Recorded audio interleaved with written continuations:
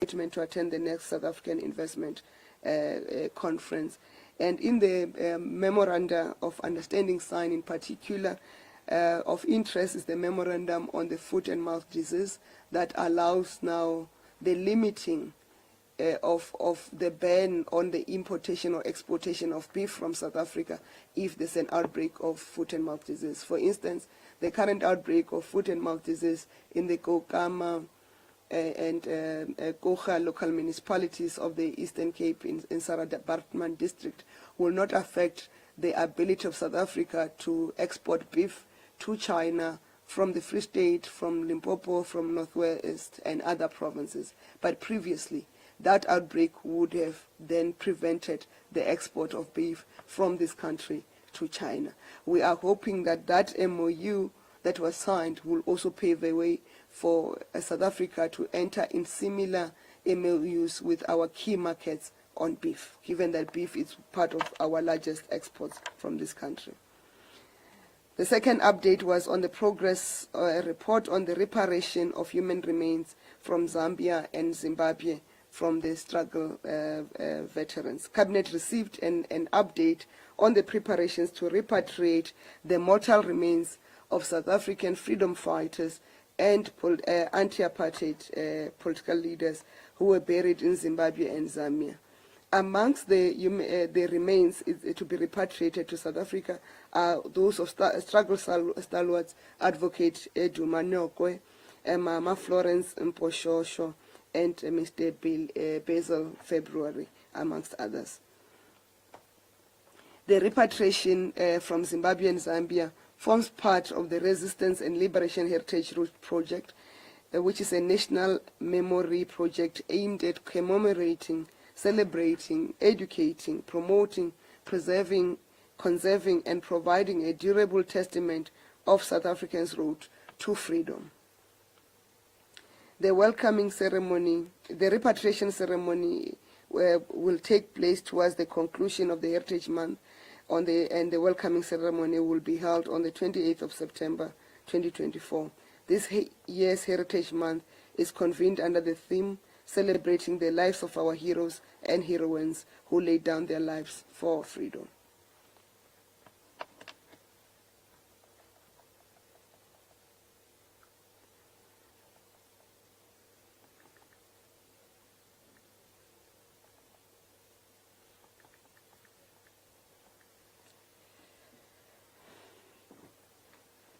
The third update was on the acceleration of the implementation of the land reform. Cabinet received and considered the progress report on the acceleration of the implementation of land reform in the country. The acceleration of land reform programs gives effect to the recommendations of the Presidential Advisory Panel on Land Reform and Agriculture that presented its report and recommendation to Cabinet in 2019. The various land reform acceleration programs continue to be implemented, and the progress was reported to Cabinet as follows.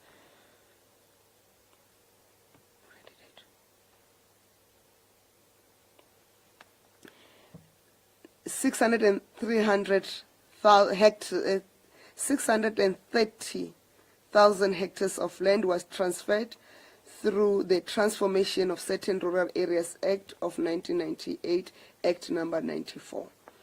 659,602 hectares of agricultural state land were released and allocated. By 31st March 2024, 83,205 land claims were settled. Some 2,895,935 hectares of land were acquired at a cost of 26.4 billion rands. Financial compensation of 26 billion was awarded to beneficiaries. Some 2,376,976 households benefited from the restitution program. The Commission on Restitution of Land Rights has planned to finalize 339 land claims in the 2024-2025 financial year.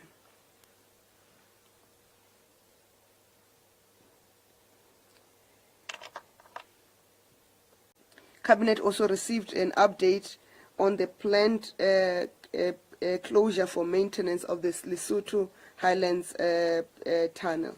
Cabinet was briefed on the closure of the Lesotho Highlands Water Projects Tunnel for planned maintenance from the 1st of October 2024 to 31st March 2025.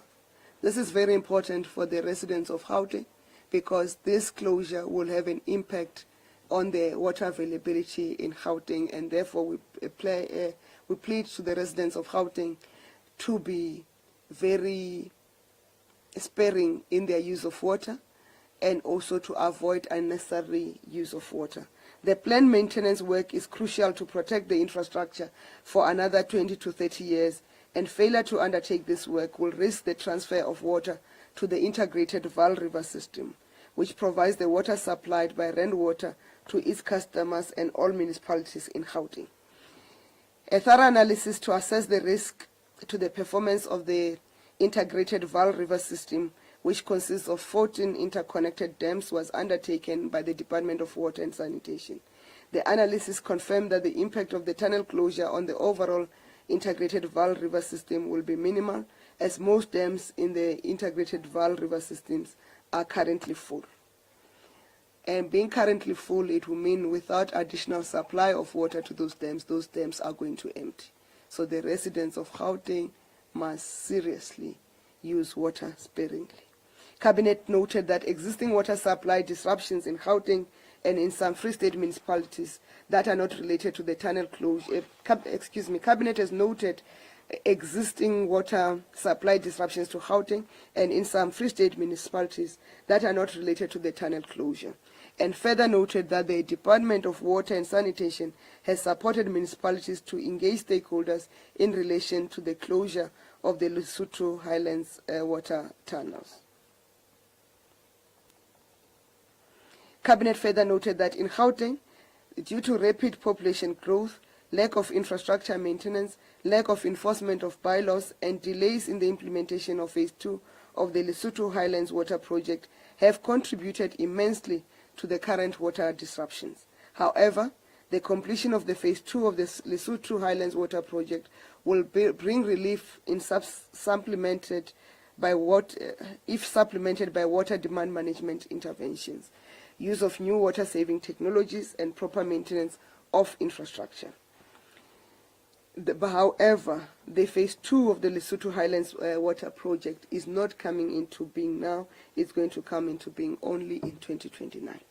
Cabinet noted that the Department of Water and Sanitation has held readiness meetings since February 2022, with the Free State municipalities receiving water from the Liebenbergsvlei River to mitigate risk of service interruptions during the tunnel maintenance. However, delays by municipalities to upgrade and or refurbish their water infrastructure remains a challenge. Cabinet has noted that the Department of Water and Sanitation will monitor and, where necessary, intervene to support municipalities to ensure there's continuity in water supply.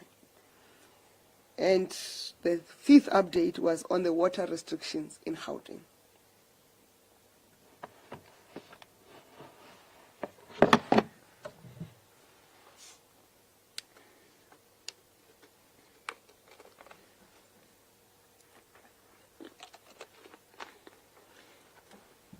Excuse me. So we are on the water restrictions to Gauteng. Cabinet was briefed on the implementation of Level 1 water restrictions in Gauteng. This is a result of rainwater reaching its maximum water output on the integrated Vaal River system. The Department of Water and Sanitation allowed the rainwater to increase its water drawing from the integrated Vaal River system, but that did not mitigate the situation of water shortages in Gauteng. Because in Gauteng, due to the high population that is increasing rapidly due to the infrastructure maintenance, and other factors, and also the overuse of water due to watering gardens, not even food gardens, but watering flower gardens and lawns, it's affecting the consumption. The consumption of water in Gauteng is exceeding the supply that rainwater will be able to mitigate. But currently, as we speak, the water leaks in Gauteng are averaging 33% across the province, and that is a very high number in comparison of what we are required to do. We are pleading with the residents of Gauteng to minimize water leaks on their part. The Department of Water and Sanitation is working to support the municipalities and the metros in Gauteng to improve their infrastructure, to curb the water losses from the system so that all water can be maximally used for the people. Accordingly to international standards, water leaks should be sitting at 13%, but Gauteng we sit at 33%. There are provinces that are worse. However, the situation in Gauteng is different. Rand Water have confirmed that water leaks from their system is only at 3%, which is way below the international standard. And therefore, the residents of Gauteng and the municipalities of Gauteng must come to the party. They must play their part to make sure that we can manage the water situation. We are soon to launch an extensive campaign to make sure that we save water in Gauteng, working with the Department of Water and Sanitation and also with the Rand Water. The Department of Water and Sanitation, Rand Water and Gauteng municipalities are partnering with the World Bank 2020 Water Resource Group to implement mass awareness and communication campaign on using water sparingly in collaboration with civil society and business leaders. On appointments, all appointments are subject to verification of qualification and relevant security clearance. A, Cabinet approved the appointment of Mr. Gayton Rufus Lekala as the Cabinet approved the appointment of Gayton Rufus Lekala as the Chief Executive Officer of the South African Maritime Safety Authority for 5 years. Mr. Luvuyo Xolantoi as the CEO of the Vaal Central Water Board for 5 years. Mr. Gift Zowa as the CEO of the Broadband Infraco for 5 years. Upcoming events, Heritage Day, President Ramaphosa will deliver the keynote address. The President will deliver the keynote address at the country's official Heritage Day celebration on Tuesday, 24th September 2024 at the Matleleni Stadium in Ficksburg in the Free State. It's not the President delivering. It will be I'm sure it will be the Deputy President. The President will be at Unga. The Public Service Month. As we continue to commemorate Public Service Month, government's focus this week recognizes frontline workers who serve our nation with pride and distinction.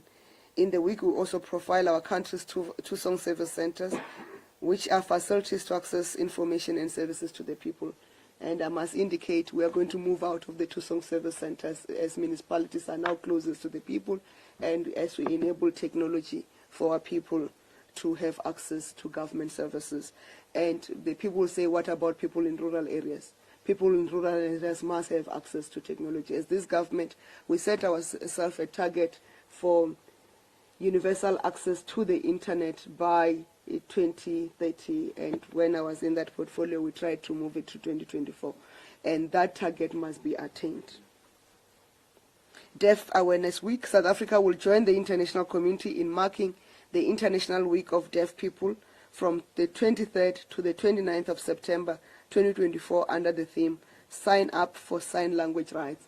And in South Africa, sign language is an official language. We have 12 official languages because of sign language. So all of us must make an effort to learn sign language. On the Brazil, Russia, India, and South Africa Summit, the forthcoming BRICS Summit, in preparation for the upcoming BRICS Summit from the 22nd to the 24th of October 2024 to be held in Russia, Kazan.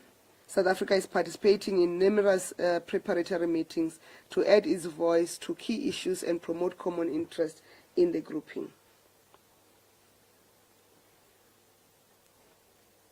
International Conference on Theory and Practice of Electronic Governance, the Department of Public Service and Administration, in partnership with the University of Witwatersrand School of Governance, will host the 17th International Conference on Theory and Practice Electronic Governance between the 1st and 4th of October 2024 under the theme Trust and Ethical Governance for the world we want. On messages, on congratulations, Cabinet extended its congratulations and well wishes to Team South Africa for their outstanding performance at the 2024 Paralympics in Paris by winning 6 medals.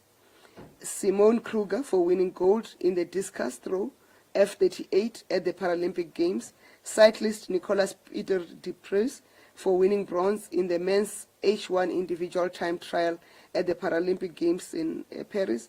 Donald Rampadi and Lucas Sitole for winning bronze in wheelchair tennis quads doubles at the Paralympic Games. The world champion Springboks for the epic double over New Zealand in the Rugby Championships. The Springboks remain unbeaten in the Rugby Championships and will play Argentina in their next game. South African musician Tyler, who made history by becoming the first South African to win an MTV Video Music Award.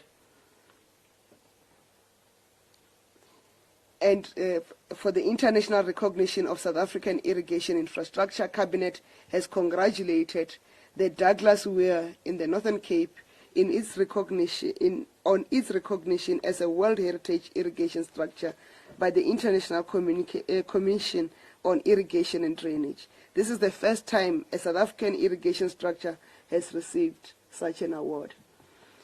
The 130-year-old Weir is maintained by the Department of Water and Sanitation and forms part of the central infrastructure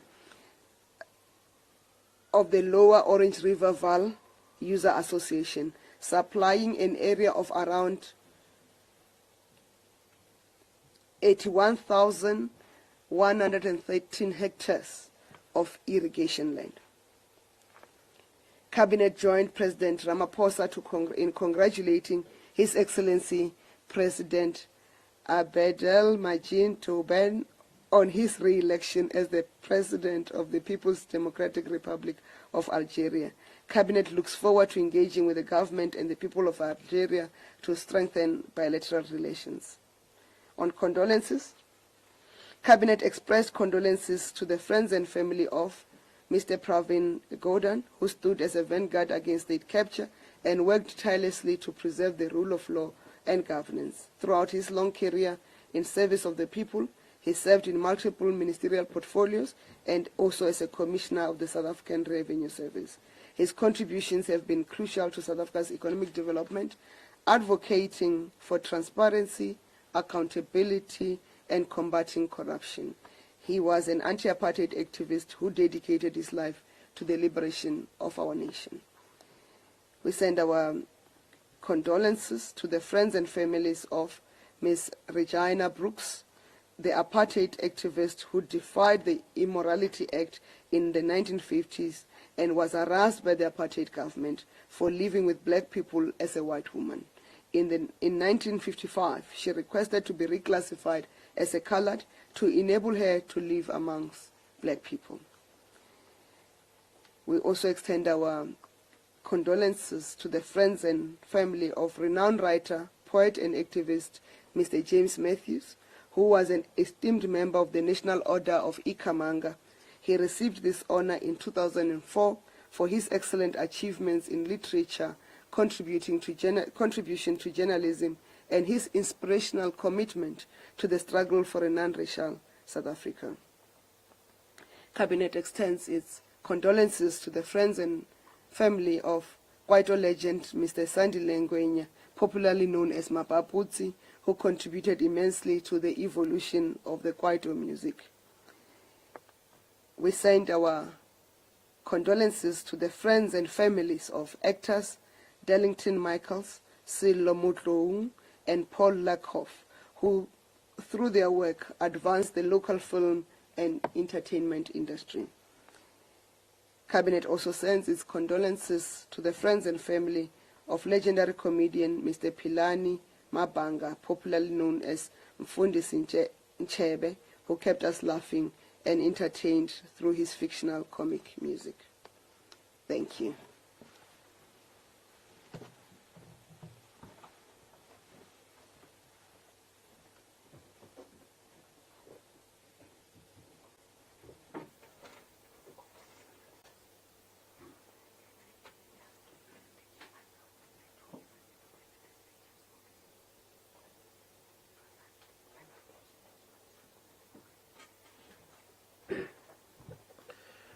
Thank you very much, Minister, for the comprehensive post-cabinet briefing. We are going to take questions inside the House and then check the online questions. May I see by an indication of a hand if we have any questions inside? The drill is the same. You will identify yourself and the media house and then straight to your questions. Thank you.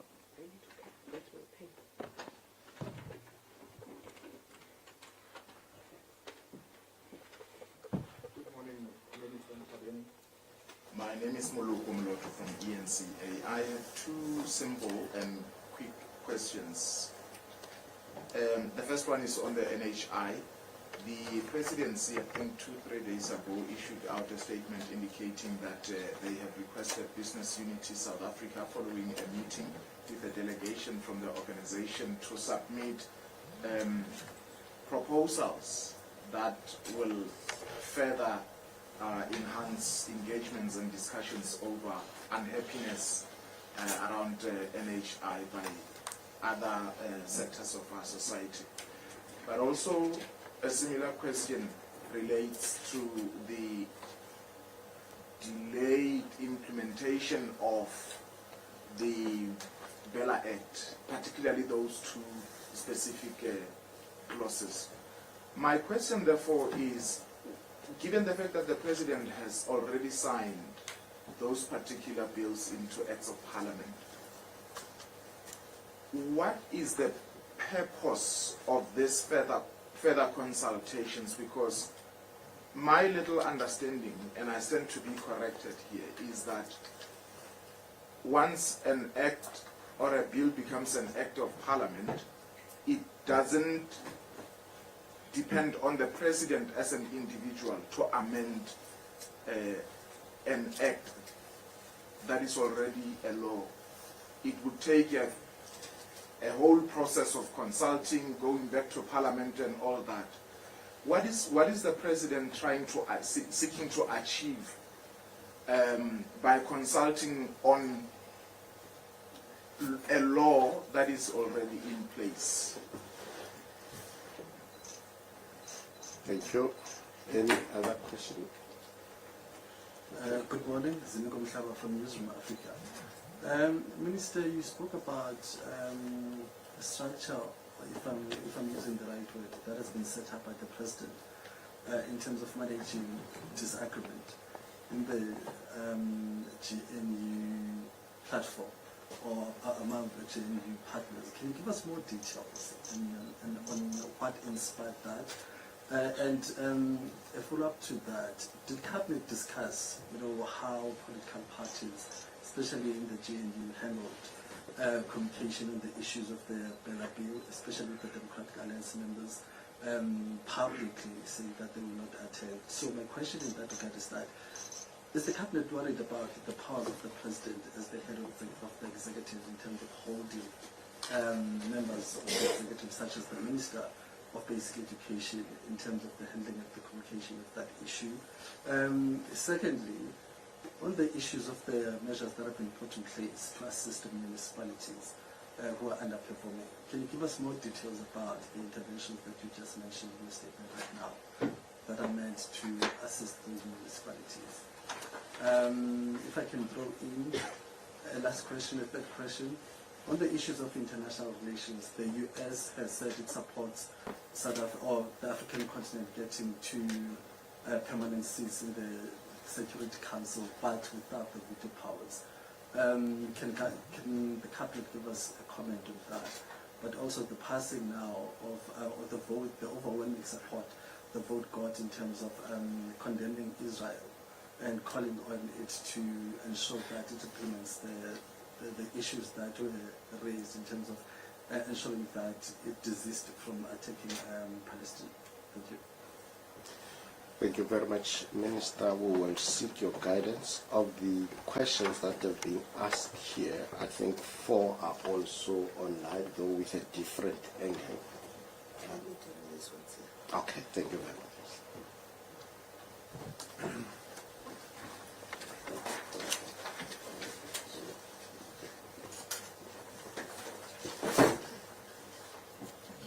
have to take my cabinet file. The details.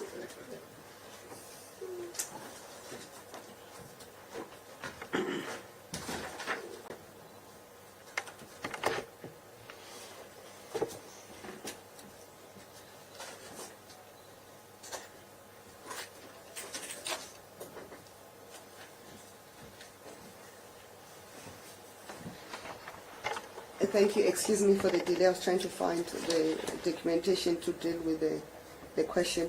I'll plead then to that I come back to the issue around the IMC when I deal with the second round of questions so that I don't delay the responding of these questions. I'll start with the issues raised by Moloko Moloto of ENCA on the BUSA proposals. It's not BUSA proposals. So BUSA wrote a letter, a very long letter, complaining about anything and everything about NHI. And then the president opted to engage BUSA into a meeting with the Minister of Health. And in that meeting, there was nothing specific that BUSA was saying was wrong with the NHI. And the scrapping of the NHI is not on the table, and it won't be on the table. NHI is law in South Africa. Unlike when we're dealing with the Bila Act, where there are two issues that are issues of contention, which is the language and admissions. So therefore,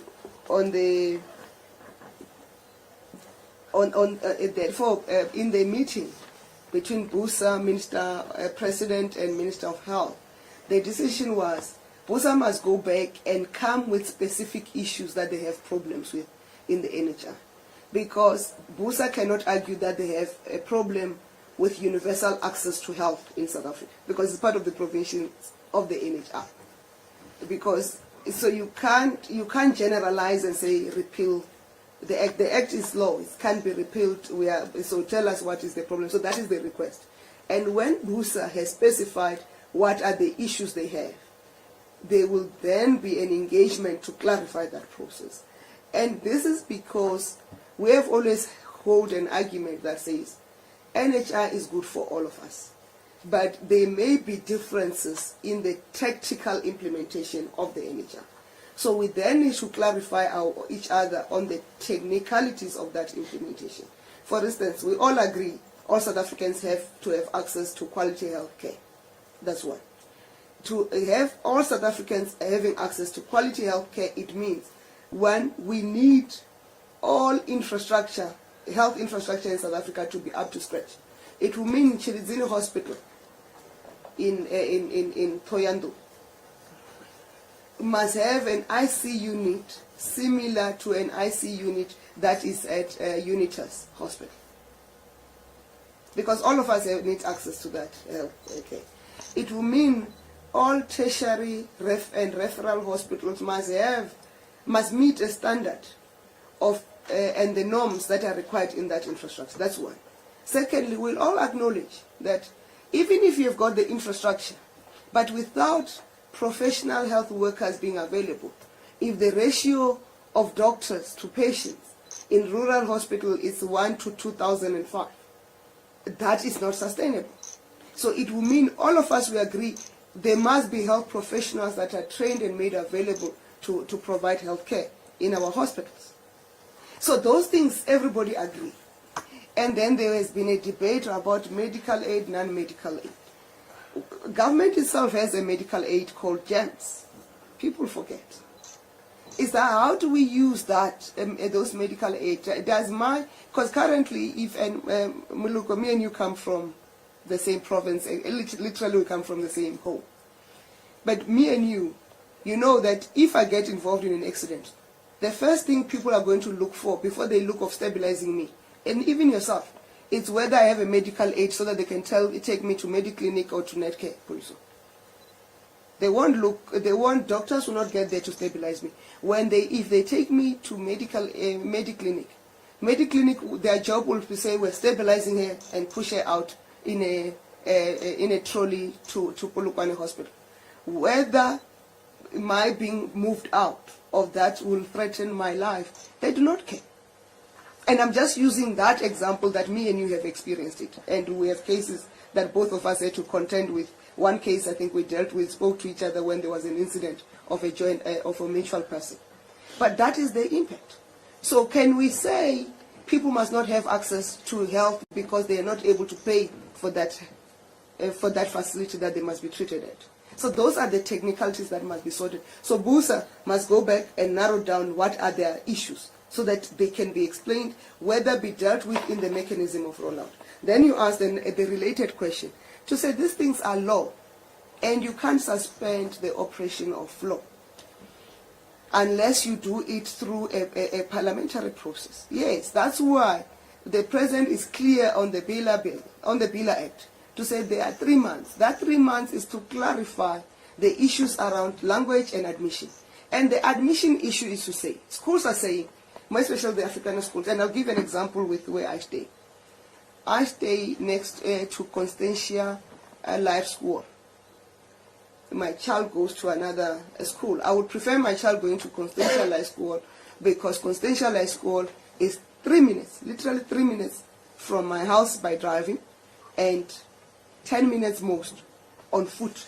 So I don't have, my child can literally, like I did when I was young, I can literally walk to school unaccompanied if he's at Constantia Life School, which I'll pay very affordable school fees.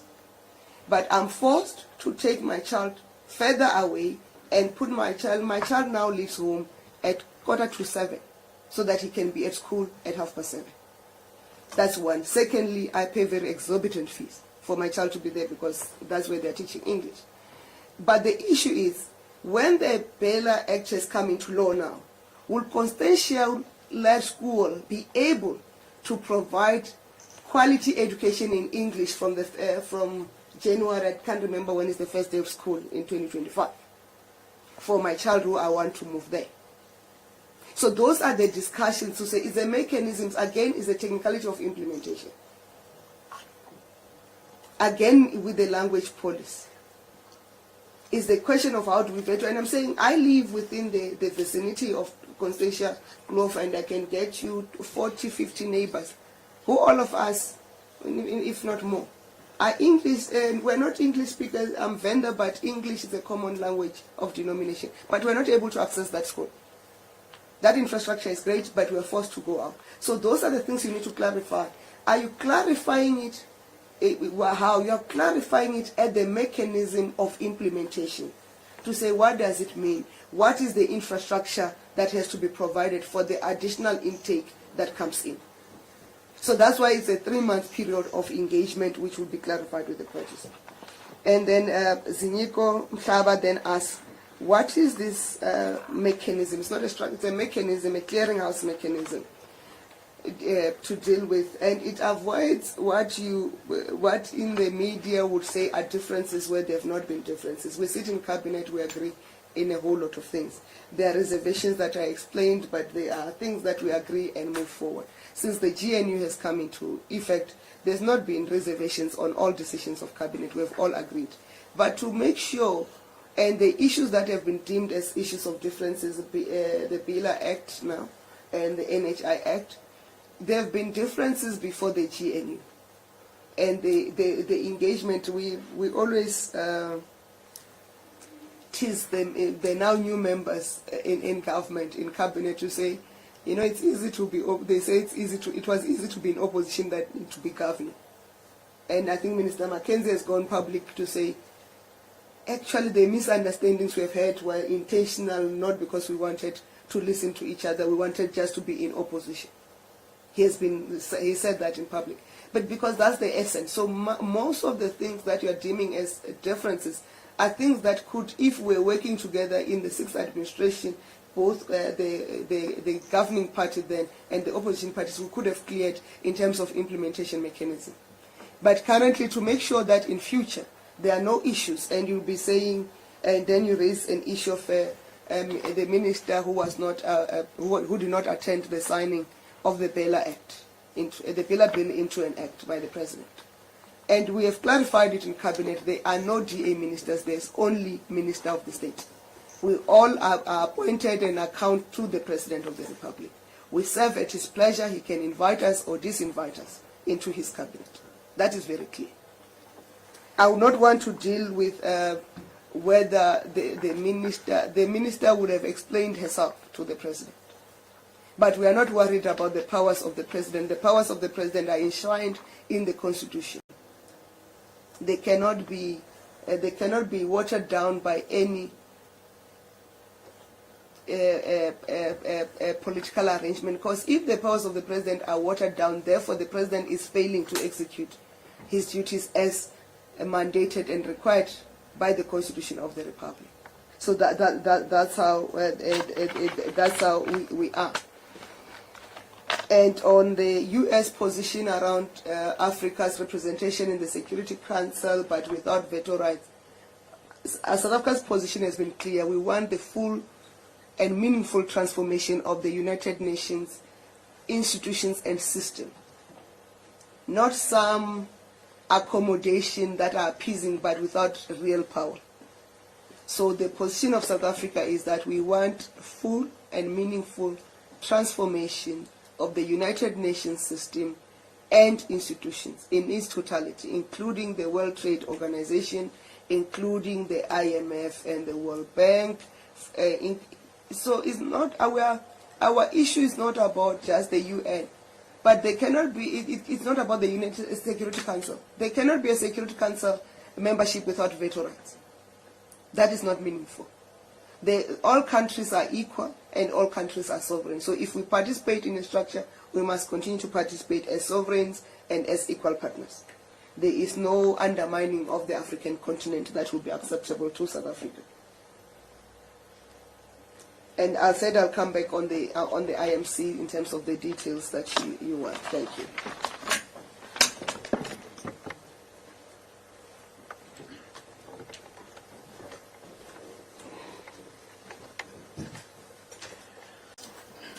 Thank you, Chairperson. We do have about 6 questions.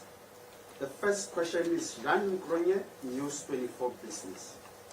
Minister, what is Cabinet's view on the Post Office request for a 3.8 billion rand bailout? And can Cabinet say whether the funds will be unlocked before the end of the month against the background of possible liquidation? Dando Maeko, Business Day. Minister, how different is the work of Operation Vulindle from the IMC set up to deal with badly managed municipalities? The next question, Paul Vecchiato from Bloomberg. Minister, does Cabinet support a call by MPs to increase Statistics SA's budget? And is Cabinet considering using SARS to help municipalities to collect outstanding debt?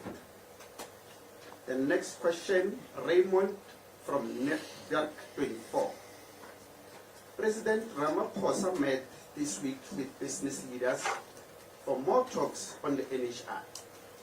When will the President discuss the NHI with leaders from political parties within the GNU regarding their concerns with the NHI? Regarding the clearinghouse mechanism, Minister, did Cabinet discuss the specific mandate of this mechanism? And is there a framework for when it will be established? How does the government plan to ensure that the establishment of this mechanism will strengthen the overall functioning of the government of national unity? How will this mechanism resolve political disagreements related to the decision-making powers of the Cabinet? And will it have any authority to override or influence Cabinet decisions, or will it only serve in an advisory capacity? The last question is from Kayelitle Kumalo from SABC News. Minister, is South African government ready for going back to the ICJ on SA vs Israel? And what do you make of the current development with devices exploding in Lebanon? That's all for now, Chair. Thank you. Thank you very much. And Minister, that takes us to the end of the online questions. And I'm not seeing any indication of a follow-up from the House, which then means, Minister, you might have the liberty of then concluding the briefing. And colleagues, for any one-on-ones, my colleague Sipombele, it's in the House. You might also have the liberty of interacting with him. Minister, thank you.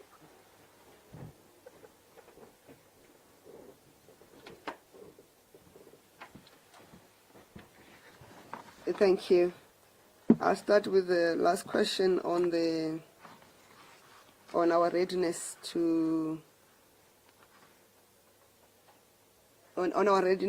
respond of going back to the ICJ. We are ready to go back to ICJ. The Department of Justice and also the Department of International Relations, they've released a statement in terms of the timelines that we are going to meet for submitting our responses. And if you remember, I think a week ago, there was an attempt from the Israel government side to say South Africa is not ready, we're not going to have a case. We've got countries who have joined South Africa in terms of our responses and joining the case in the ICJ, and we can give you a list of those countries, but I'll leave it to yourself as journalists to go and get the list and consolidate the list for yourself. But if you want, we can provide the list. You can just indicate in terms of the countries that have joined the case, South African case on that, and we are ready to respond. We are also emboldened by the decision, the UN overwhelming decision that condemns the actions of Israel. So we were right all along, and history is vindicating us. Our focus is on what's happening in Gaza and the occupied territories. And that's what we are limiting our focus to in terms of our response to in the matter we took to the ICJ. The other questions around Lebanon will allow the Department of International Relations to deal with that matter when the time is appropriate.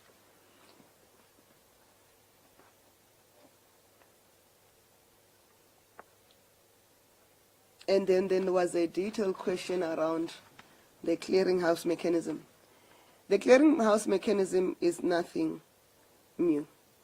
It complements, remember when the statement of intent was signed by parties who then formed the GNU, because those parties don't only form the GNU, they also form Parliament of National Unity. In that statement of intent, there's also what they call the Political Leaders Forum. That is dealt with by political leaders. So political differences that deal with party political differences or issues that are party political in nature will then be dealt with at the Political Leaders Forum of the members to the parties, of the members of the parties who signed the statement of intent.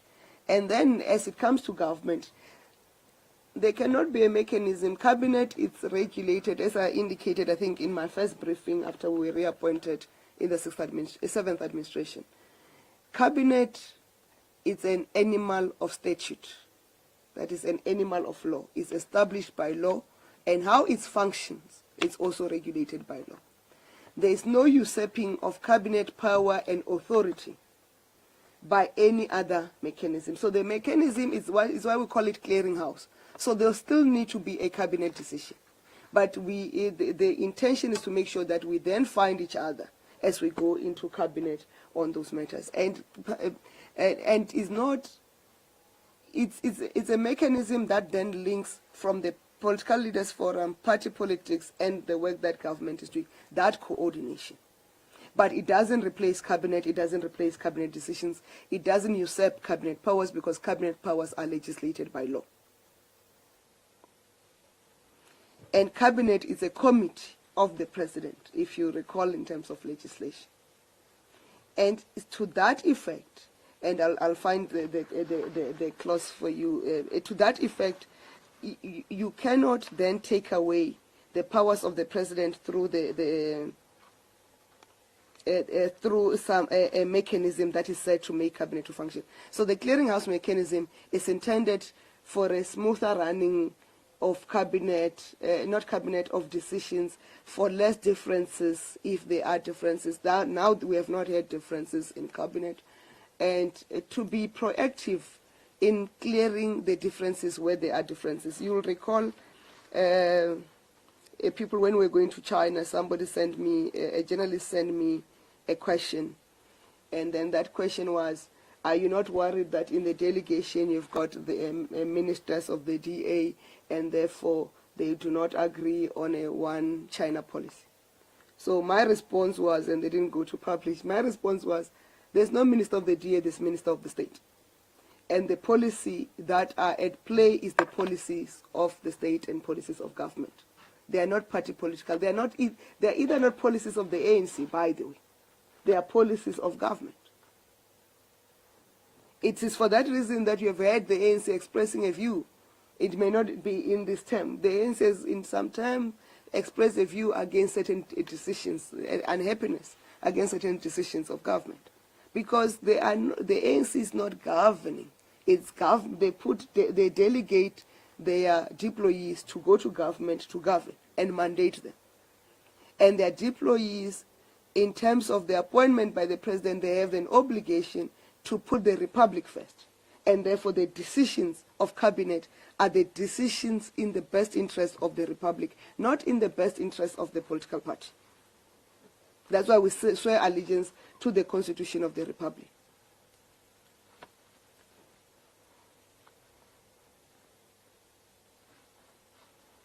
And I'm going to, like I've said, we can find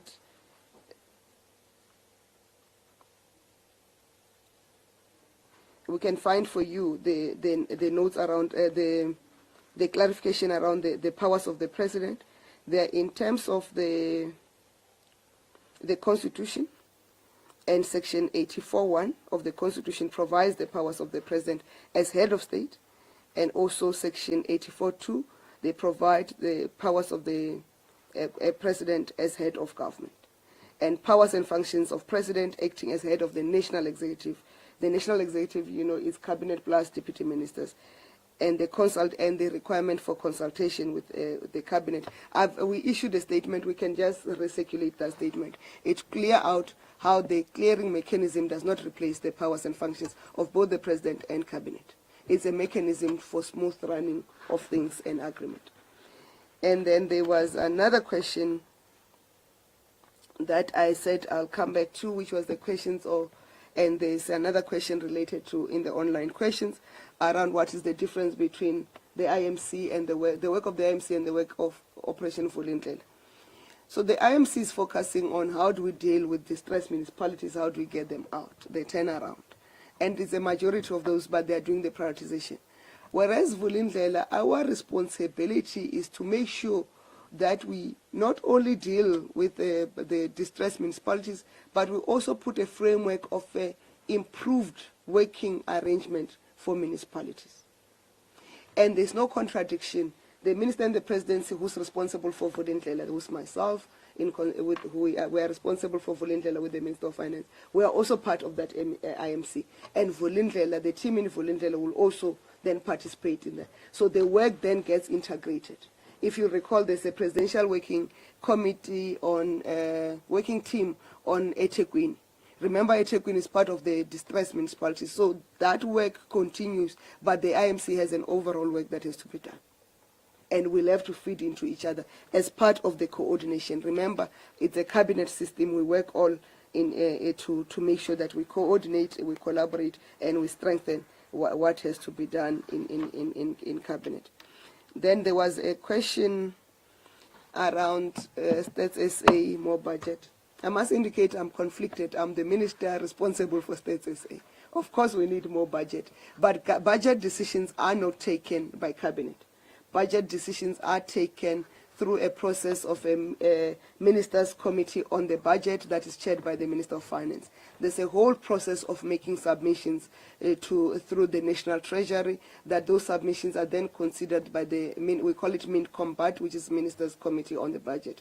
And then Treasury finally takes a decision on how the budget is done. And we cannot then burden Cabinet with duties that must be performed by committees of Cabinet that are set in place to deal with that. If there are matters that need mediation, if we are unhappy and if we are not finding each other, we'll then go to the ministers, the two ministers, which is the Minister and the Presidency and Minister of Finance, will have to try and find each other. If we can't find each other, we'll escalate to the President. But as it stands, I don't see a possibility of a dispute between ourselves, as States SA, and National Treasury. National Treasury have come through for States SA when it was most critical, when there was the census and we needed more money. National Treasury availed the funds so that States SA could complete census 2022. And we are mindful of the fact of the fiscal environment that we are operating under. There are competing priorities, and we try to say, well, how much can we do with what we have?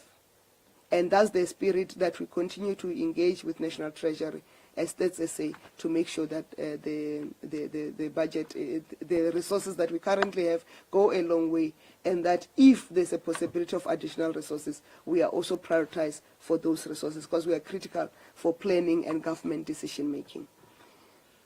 And then there was a related question around SAPO, the request for funding. There's an amount, 3.6 billion. Similarly, Cabinet does not discuss requests for funding. The requests for funding are dealt with by National Treasury and, if needs be, by the MINCOMBUD, which is the Ministers' Committee on the Budget. And we avoid having budget discussions at Cabinet because all ministers, there will never be a decision there, because each minister will be fighting for their own. And therefore it will mean I must lobby my friends in the Cabinet to support me in my fight. So that's why the Ministers' Committee on the Budget, and they are not allowed to fight for their own departments, and that is part of the cardinal rules of the MINCOMBUD. You are not allowed to go there and present. I sit in the MINCOMBUD. I don't sit there to defend the portfolios within the presidency. I sit there to consider and support what is the best resource allocation for the country. So, and I'm aware that the National Treasury last week released a response or a communique around the SAPO to say they need a plan for the turnaround of SAPO, a workable plan for the turnaround of SAPO that they will fund. And I can say this with confidence. During my tenure as a Minister of Communication and Digital Technologies, we went to Treasury and requested a funding because we submitted a very concrete plan on the table. They availed an amount of 2.1 billion rands. Unfortunately, the necessary what you call a special appropriation bill could not be followed up by the department when we left for that money to be available. So if SAPO tables, if the Department of Communications and Digital Technologies tables